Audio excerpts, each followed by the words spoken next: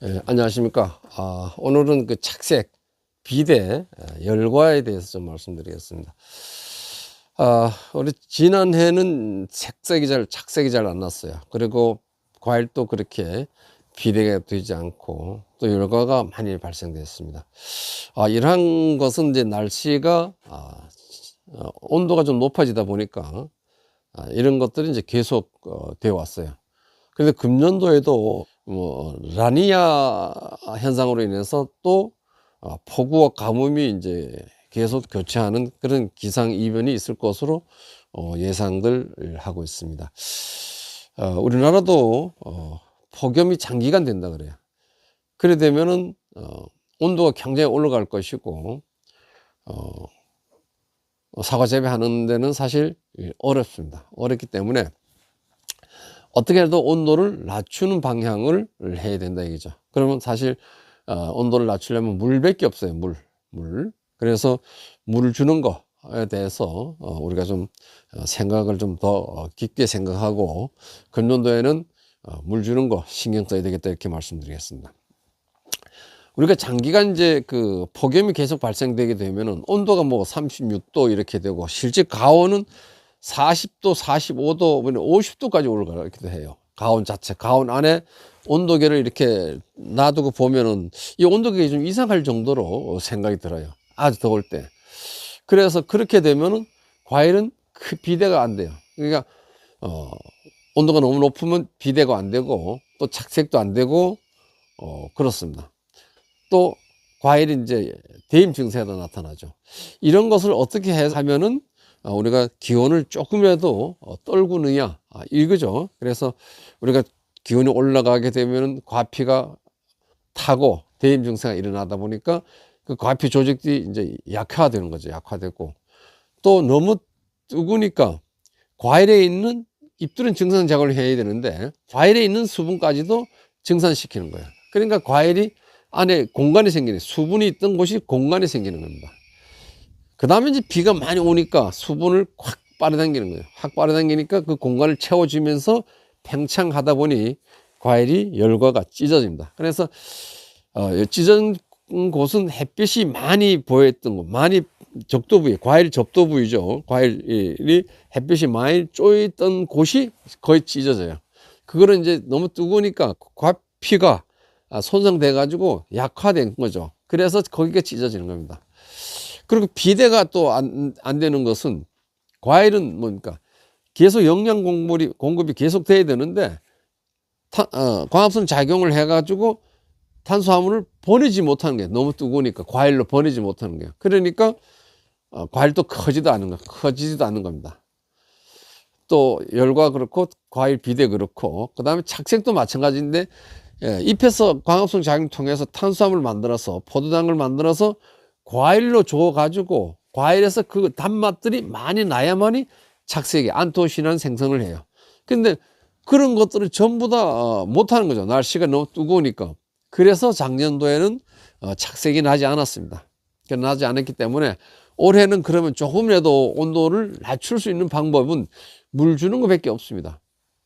그래서 이제 물 주는 것에 대해서 좀 말씀드리겠는데 물을 언제 주느냐 이제 이거죠. 그래서 우리 과거에는 거의 다 아침에 물을 줬어요. 아침에 이제 물을 줘왔는데 근래 그 교육을 받다 보니까 아침에는 우리가 초여름 그러니까 봄에는 이제 아침에 주는 게 좋다고 해요.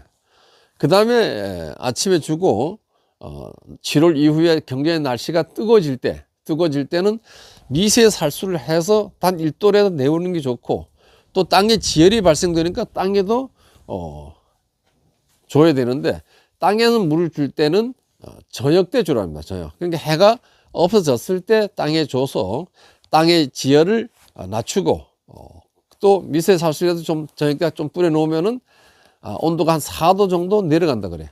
그래서 밤과 낮에 온도가 차이가 있어야 돼요. 차이가 있어야만이 색깔이 난다 이렇게 봐요. 그러니까 낮에 주로 이제 하는 작용을 보면은 낮에는 광합성 작용을 하잖아요. 그래서 양분을 생산하죠.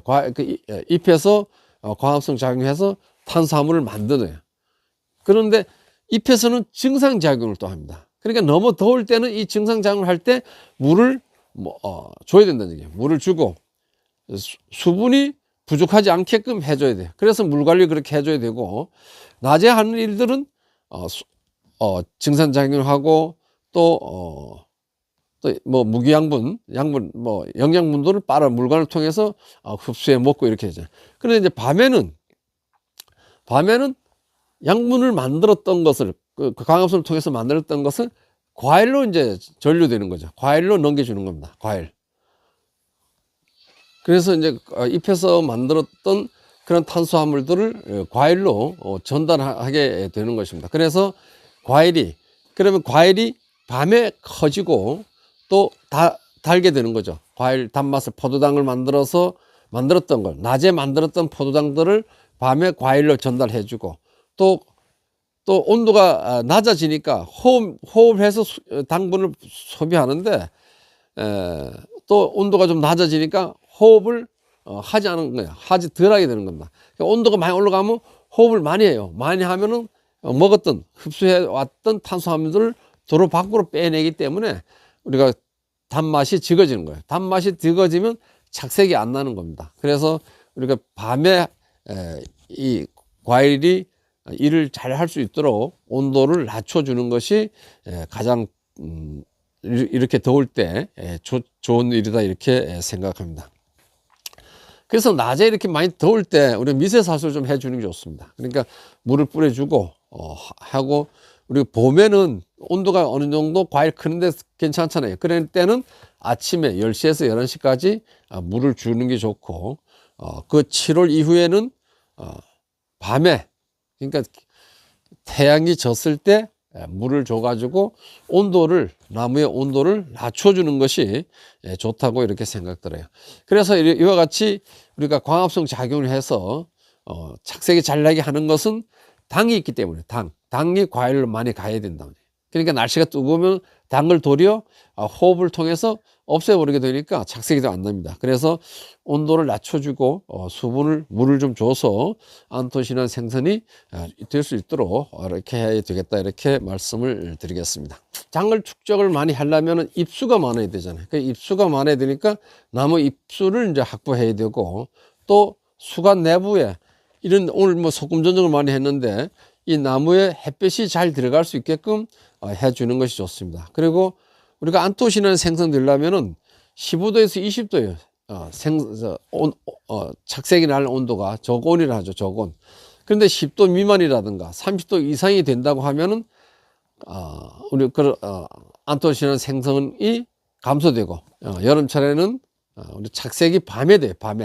밤에 아까도 얘기했지만은 탄수화물들을 밤에 과일을 넘어가기 때문에 밤에 착색을 기나 과일 비대가 된다 이거죠. 8월 이후에. 그러니까 그 시기에 우리는 물을 줘서 온도를 좀 맞추는 것이 좋겠다, 이렇게 말씀드려요. 봄에는 낮에 물을 주는 거고, 아침에 2차 비대기가 끝나고 1차 비대기 끝나고 2차 비대기부터는 밤에 과일이 커져요. 그러니까 1차 비대기를 하면은 이제 낙하후 40일입니다. 낙하후. 그래서 6월에서 7월까지는 과일이 종으로 커지고 8월 이후부터는 형으로 커져요. 8월 이후부터. 그렇게 자라게 된다, 이렇게 말씀드리고, 하여튼 물 주라는 것을 제일 온도를 낮추는데 하여튼 뭐 신경을 쓰셔야 된다는 말씀을 드렸고, 착색이 잘 나는 것도 역시 대목 부위가 노출이 잘 돼 있어야 돼요. 노출. 그러니까 이제 항상 신규 가공 조성하는 분들은 유공간을 깔고 흙을 덮고 뚝을 만들어야 돼요. 그리고 나무를 심고, 나무가 따라 내려가지 않게 하기 위해서 위에서 딱 줄에다 매놓고 흙을 덮어 놓는 겁니다. 그리고 흙만 내려가니까 흙을 더 이렇게 덮어 놨다가 수해가 세면 그냥 흙을 걷어내는 겁니다. 걷어내야 되는데, 그런 뚝을 하나도 안 만들고 어떤 분들은 뭐 뚝이 있으니까 사단 놓기 힘들다 그래가 뚝을 안 만들고 하는 사람도 많아요. 평지에 그래 하는 사람들은 안 되죠. 왜냐하면 그렇게 되면 수세가 강해지면은 당근을 하잖아요. 당근을 그렇게 막 그 3, 4월에 딸에 그 당근을 해가지고, 당근을 하게 되면은 환승박피도 뭐 5월 말 6월 초에 이렇게 하기도 하는데, 그렇게 하게 되면 준돌입 현상이 발생돼요. 그러니까 우리 준이라는 것은 6월 달이잖아요. 근데 6월 달에 과일이 누래갖고 떨어지는 거예요. 그거 양분이 부족해서 그런 겁니다. 다시 말해서 과일이 열렸을 때 뿌리에서 그 뿌리에 양분이 축적된 거 그 과일을 책임지기 위해서 만들어졌는데 뿌리를 끊어내는 거예요. 당근을 하는 거예요. 그러니까 현재 그 양분을 가지고 과일들이 흡수를 해서 이제 과일을 커가다가 양분이 그 뿌리를 그만큼 끊어냈으니까 없는 거예요. 양분이 없는 거예요. 그 시점에 많이 적어진 거예요. 이제 그러면은 과일을 어떻게 해요? 나무는 어떻게 해요? 살아야 되잖아요. 살으려면 많이 달렸던 과일을 떨궈내는데 나무 자체가 떨궈내는 겁니다. 그래서 준드름이 생겨요. 근데 저 같은 경우에는 뭐 수세가 약화되고 대목 노출이 돼 있어서 지금까지 뭐 준드름 현상 이런 것은 뭐 일어난 적이 없는데, 그렇게 해서 나무를 막 그냥 스트레스를 받게 막 이렇게 했을 때 준드름 현상이 일어난다, 이렇게 저는 이제 판단이 돼요. 그래서 그 나무를 애초 뭐 요새 다축도 많이 한다고 하는데 뚝을 만들어 가지고 뚝이 돼서 뭐 잘 안 큰다고 이렇게 얘기하는 사람도 있는데, 물을 자주 주면 돼요. 그리고 비료 줘 1년 2년 차까지는 나무를 생장을 촉진시켜 주고 이 대목만 제대로 노출되면 나무 수세 잡는 건 아무 어려움이 없어요. 뭐 5월 달이나 6월 달에 우리가 인삼가리라든가 이렇게 주면 돼요. 그럼 한 두세 번씩 이렇게 치면 나무는 수세가 떨어지게 되어 있습니다. 그 다음에 약간 대목 노출을 좀 더 시켜주면 돼요. 그래, 이게 더 시켜줄 때 지금 시키는 게 아니라 한 100일 전부터, 작년에 이거 세다 그러면 100일 전서부터 흙을 걷어내줘야 된다. 그러니까 금방 걷어냈다 금방 나무가 수세가 딱 약화되는 게 아니라는 얘기. 한참 전에, 최소한 100일 전에 이렇게 긁어내야만이 나무가 수세가 약화되는 겁니다. 그래서 작년에 수세가 셌다 하면은 가을에 뭐 하면 좋은데, 가을에 또 너무 막 파가지고 또 이 뿌리가 또 얼거나 뭐 이렇게 동해 입을 확률도 있을 수도 있으니까, 이런 봄에 흙이 녹으면은 바로 흙을 걷어서, 그러니까 뚝을 만들었을 때 한 얘기예요. 흙을 걷어서 주면은 왜 뿌리가 이렇게 보일 정도로 걷어주면 나무는 수세가 떨어지게 되어 있습니다. 그렇게 해서